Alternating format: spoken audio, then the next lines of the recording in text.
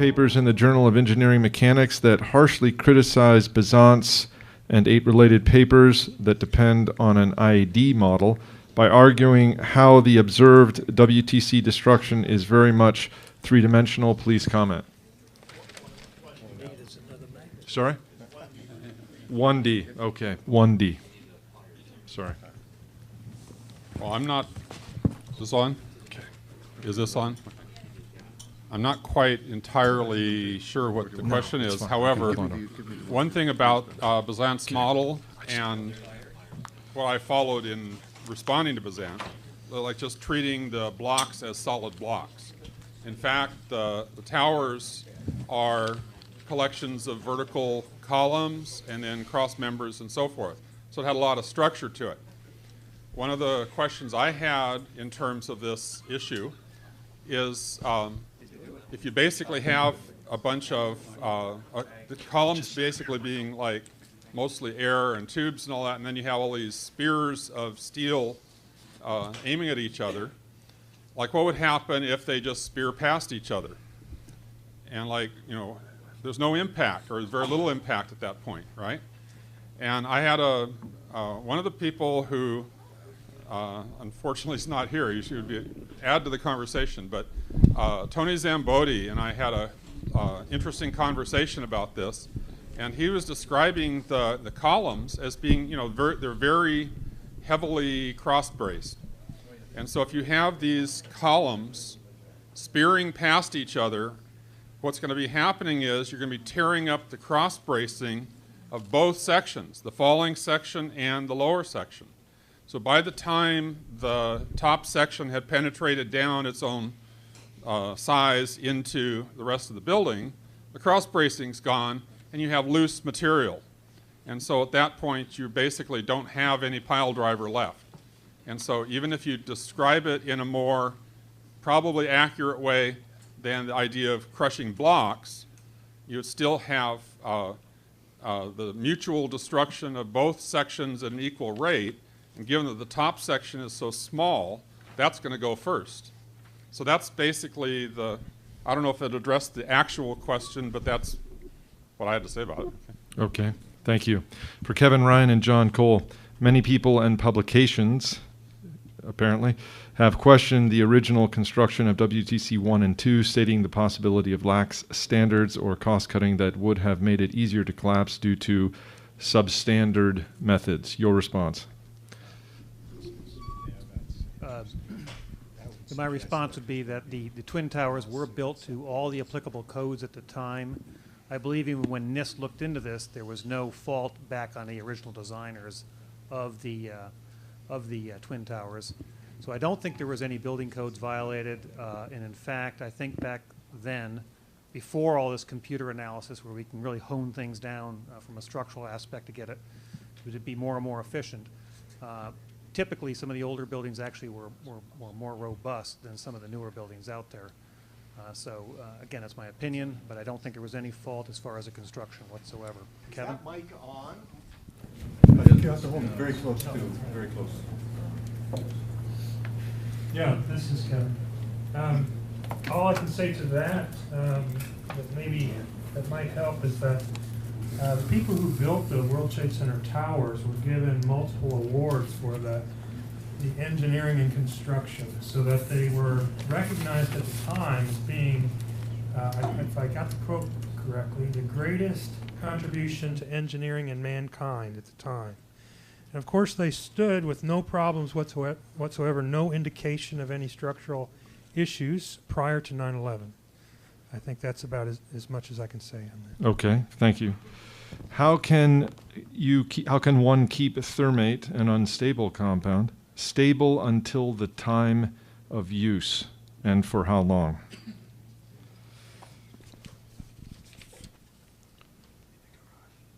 In the garage. Neil said, I'm going to give the practical answer since I still have some kicking around. I had a very difficult time igniting it, and I point that out in one of my videos.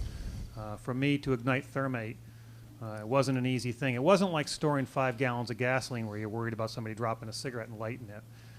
It was more that I had to use magnesium strips and use something very, very hot to get that thermate to burn. So from a personal standpoint, I didn't see a problem as far as stability or a concern as far as it spontaneously going off. But the chemist, I'm sure, can reinforce my personal experience with it.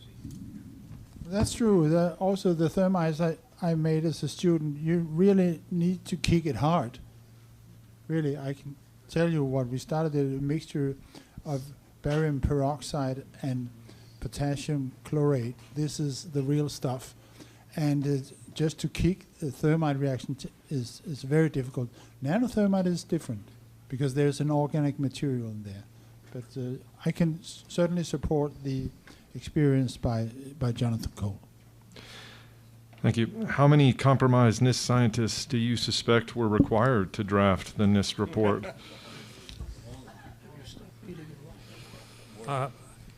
I believe that's a little misleading. Frankly, I believe that the government scientists that worked for NIST, most of them did honest work. They tried to do the right, produce the right results. They didn't fudge the results. And the real problem is that the report then was written by contradicting or ignoring the results that they produced. So then the answer to your question is that the few people who edited the report and approved the final report, revised the conclusions as necessary, those are the people that we would have to look to as far as being problems. For Graham McQueen, otherwise this person mentions wonderful talk, but asks, why did you choose to not mention the statements of Dan Rather and Peter Jennings on network TV? Time. Okay. I didn't have enough time to deal with all the excellent evidence. There are many, many statements. Actually, John Cole showed some, Yes. and Richard Gage showed some yesterday. Yes. There are so many people on 9/11 making reference to explosions and controlled demolition and so on that in 45 minutes you just can't cover it. Okay, thank you. Some online questions to any of you in particular. Would the trial of KSM allow any of this evidence to come to light?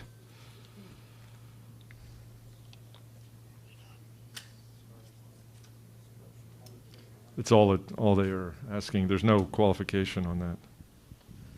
Well, I don't believe that the trial of Khalid Sheikh Mohammed would shine too much light on the destruction of the World Trade Center buildings.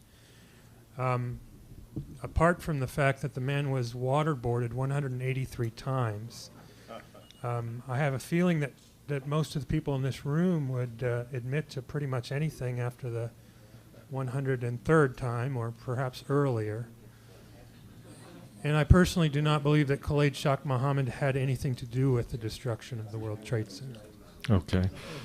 For David Chandler, how can a single column failure cause an 8-story free fall collapse? Or perhaps the question could be restated. Is there any scenario you can imagine where a single column failure could cause an 8-story free fall collapse? I think it's pretty bizarre, which is one of the things that makes the report seem very artificial. But in order to get a collapse, like if just experience with collapses of other kinds of buildings, you have something fall and that might weaken something and it can propagate, but as Shamsunder himself said, there'd be a whole sequence of things that would have to take place, and it's not going to all happen instantaneously, so it's going to be a progression. And so it's going to occupy time, and it's not going to just knock out all the support simultaneously. So to get free fall out of that, hey, NIST wasn't able to get free fall out of that, so they had to wave their hands and stuff. So Okay. I don't see that works. Gotcha. For the panel, let's see, for the panel, will PANO's information packets, written background materials be included in the final report? Yes. Yes. For John Cole, wouldn't the towers have looked like massive, bright, white torches while coming down? Well, they didn't look like bright white torches when they were coming down, but there were reports of bright white flashes. As a matter of fact, even in the NIST reports, and I have it in my briefcase, but in addition to mentioning the pressure pulses and the dust puffs, they also referenced several white flashes that were going on. So there were reports of white flashes. The magnitude and how much material was needed for those white flashes, I don't know, but I don't think the whole thing would necessarily have to be a white flash. Keep the microphone. Did you test the Swiss cheese-like metal in your examinations for presence of sulfur? Good question. No, I did not. No, I did not. I did use sulfur in the thermate, and I showed how I made the thermate, but I did not independently test that piece of steel, which I still have. And this question comes up to anyone. It may be sort of more or less explained. What about reports of major renovations done on both towers before 9/11? Major renovations. Major renovations include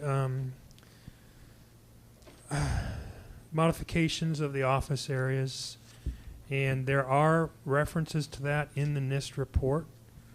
I can't say they're comprehensive, but the NIST report does include reference to major renovations, which floors they were performed on, and which tenants therefore were impacted. It's interesting to note that the agreement with tenants was that the Port Authority of New York and New Jersey would be responsible for modifications to the core areas of the towers, and largely the floors apart from that, if there was an active leaseholder, they would be largely responsible for modifications within the occupied areas, not entirely, but largely. John Cole, could water used to put out fires cause sulfur in gypsum to attack steel? I'm not sure. I'm not a chemist. However, I did apply water to the gypsum on one side of my my test that I did. One side was dry. The other side I did soak in water. I doubt it. Maybe I can ask the chemist that, but I don't know if that could, if adding water to an existing hot fire with burning wallboard could take the calcium sulfate and turn it into element sulfur. I don't know the answer to that. John Cole, also, about approximately how many people with similar background as yourself are there in 9/11 groups that you're familiar with, or AE 9/11 Truth? About how many of your background? I'm not sure, but again, as Richard Gage mentioned, I think there's 1,550 registered architects and or professional engineers. I don't know how many. Excuse me. I don't know how many are civil engineers in that group. But you can go online and you can actually see what the specialty is for each one there. Kevin Ryan, does thermite account for molten metal in basement for over periods of months, or for buildings turning to dust? That seems more or less answered. Yeah, I think that thermite is an explanation for molten metal, not only pouring from the buildings, but also in the debris pile. And then for pulverized dust, I think that the experiments that were shown today at the hearings demonstrate that there is the power to pulverize materials. Niels Harrit, why didn't you test the thermitic activity of the chips in a vacuum? Because the only known differential scanning calorimeter done on nanothermite was done in air. We actually called Tillotson, is the author of this measurement, and we asked him specifically, did you run it in air, or did you? And it was run in air. So for comparison, we did the same thing. Another thing is that the World Trade Center was not demolished under argon. So Okay. What is the estimated, for Niels Harrit, what is the estimated, if it exists, or what would you estimate to be the volume of thermitic paint needed to create total destruction of the buildings? wow, that is a huge one, because I I can't say. But it is a lot.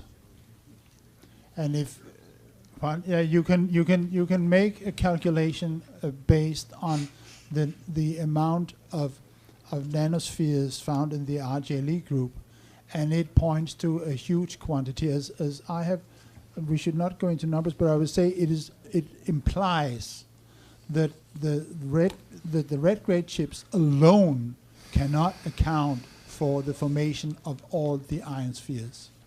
There is no doubt that there was more than one thermitic process going on. It's implied in the numbers, in the quantitative numbers, the quantities found by the RGLE group. That's all I can say for sure. Okay. It's a lot. Okay. This, again, we're going to questions that are from our audience gathered. The International Center for 9/11 Studies and Judy Wood's movement disagree on the mechanism of the destruction on 9/11, but agree that the official story violates the elementary laws of physics.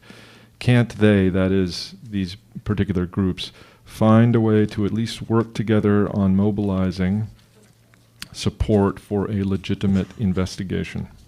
Judy Wood? Judy Wood? Yeah. The answer for my personally is no. She's talking about directed energy weapons, and let maybe a few comments on that. Energy is not a thing. It is a concept you use in calculations. And so when you're talking about weapons, you have to talk about things. If somebody is hitting another person with his fist, this is an energy-directed weapon. The only weapons not being energy-directed are biological weapons. So we have to ask Judy Wood exactly what is the directed energy weapon she's talking about, because we haven't heard of.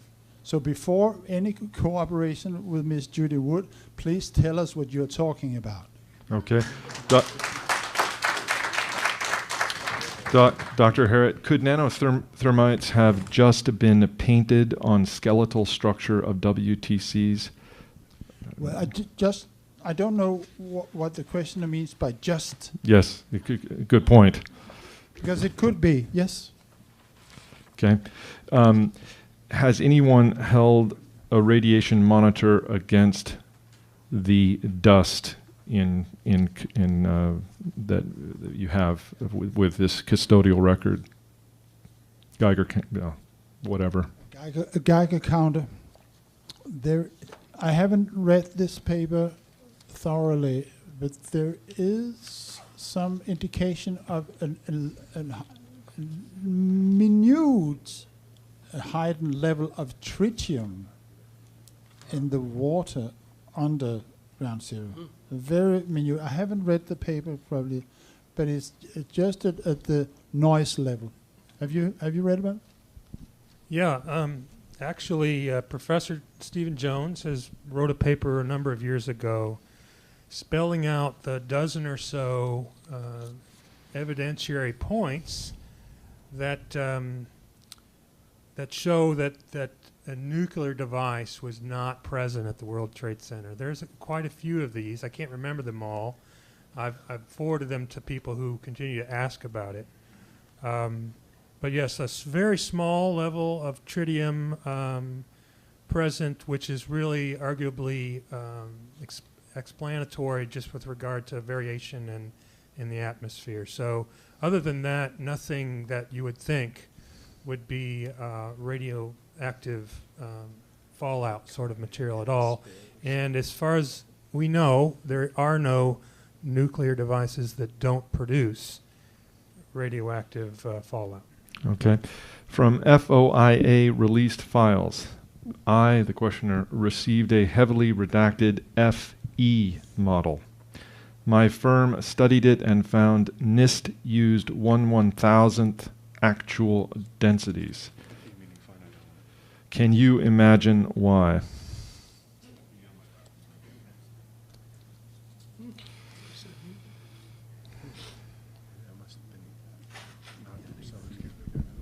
The reference here is to finite element analysis, and the claim being made in the question is of a discovery through the study of Freedom of Information released files that the NIST was, I suppose the word would be fudging, material densities by a very major factor.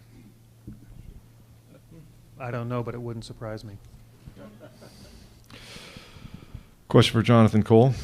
From your presentation, it appears that the real perpetrators may have planted the thermitic material during the fireproofing upgrade to support the future official cover theory of weakening of the steel and sagging, whereas the explosives were used to actually bring down the building. Comment? That's Jonathan Cole's speculation. That is one of my speculations, that it could have been, as Niels had mentioned earlier, could it have been in the paint, could it have been sprayed on. One of my speculations combining that along with the upgrades that were made to the fireproofing. And I believe this can be checked out, but I believe the fireproofing was put on heavier or thicker than the specs called for. That's it has to be checked out, which is unusual when you hire a contractor to put on more than you're paying for. But it's a speculation that perhaps it was done during that time. But generally, yes, correct.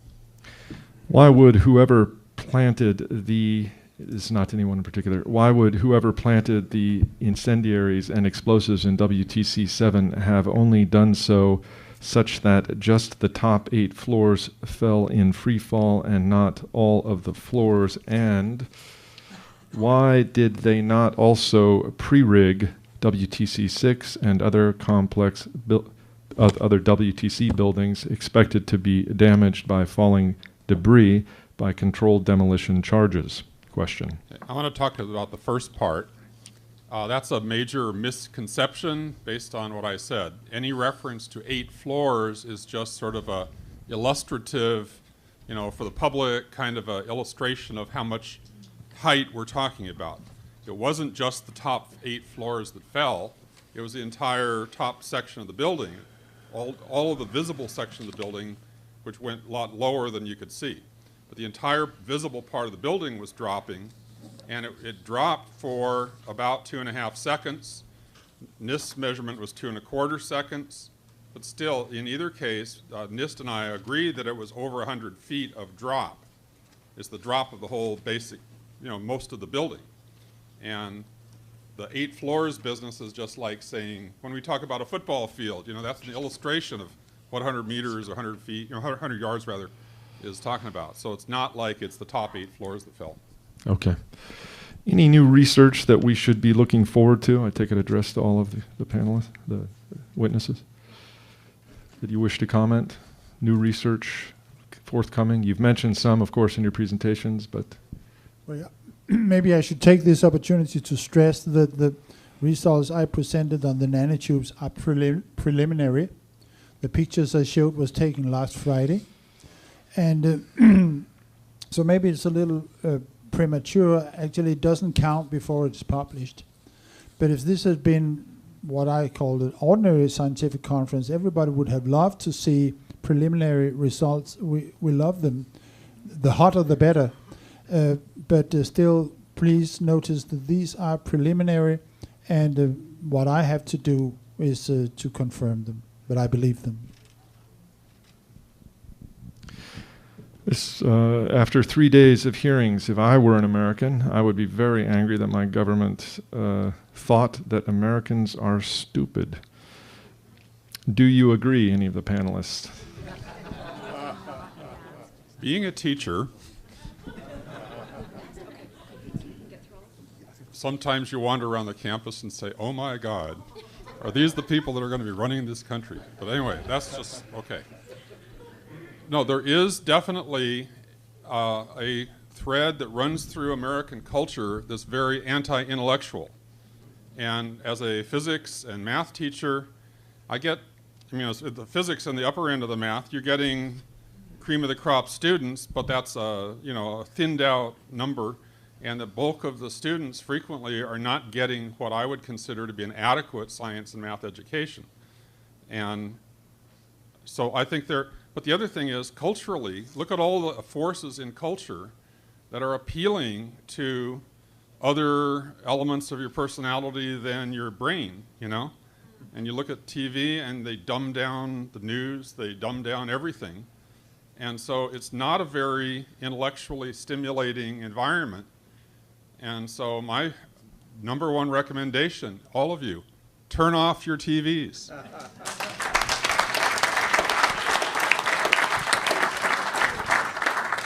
And I think there's another element here. I'm not so sure Americans are really that stupid. I do think Americans are misinformed and uninformed. I mean, I myself, I'm an engineer. I didn't see this for years because I wasn't aware of it.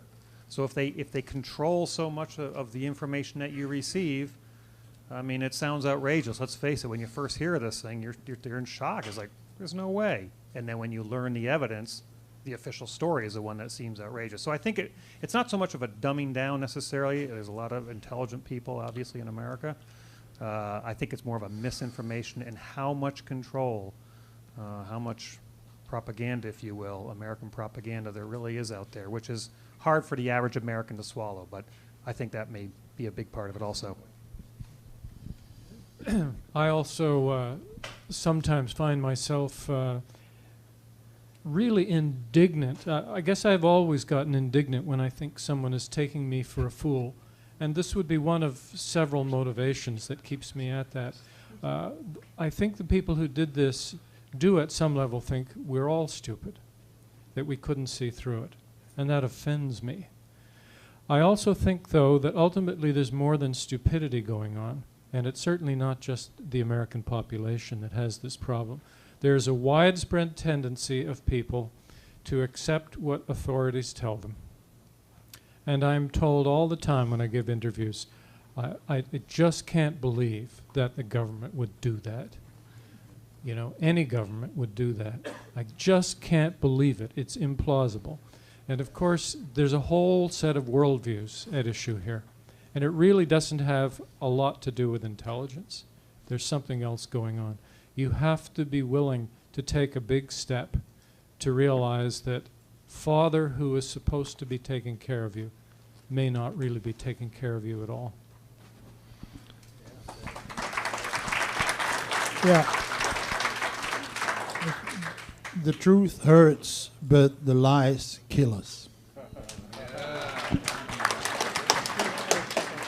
Final question. How appropriate, how poetic. Who has the authority to arrest the President of the United States? There's somebody out there that has the answer to that. Where are you? It is becoming clear this is a case of high treason. What is the next step to see justice served? Stay tuned. Whoops, I didn't mean to say it again.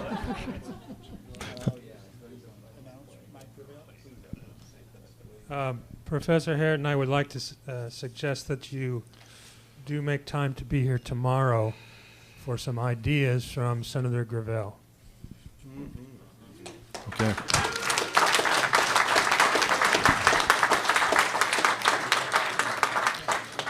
Well, with that, then we announcements. Okay. Hi, I'm Lori. I'm one of the steering committee members, and I have a very brief but very important announcement to make. First, on behalf of the steering committee, I'd like to express our deep gratitude and appreciation for the very dignified manner in which all of our attendees have conducted themselves. We wish to maintain this integrity throughout the rest of the proceedings, through until our final and most important day, when our panelists will be addressing us. It has come to our attention that there is an individual with a video camera outside at the back entrance that has been harassing some of our guests. Ryerson Security has kindly asked this individual to exit their property, and he has moved out onto the street. Because we wish to maintain the integrity of this event, we ask you please do not engage with this individual at this time. Ryerson has also asked that you remove your ID badges and exit through the front doors so that we can stay on a successful note and end this without any trouble. And the steering committee endorses this idea, and we would appreciate your cooperation to help make this event a real success. And on a little bit of a personal note, I will be speaking tomorrow on the psychological resistance to alternative accounts. And I really hope to convince you why it is so important to maintain the perception of integrity, dignity, respectability, in order for people to take us seriously. Okay? So please.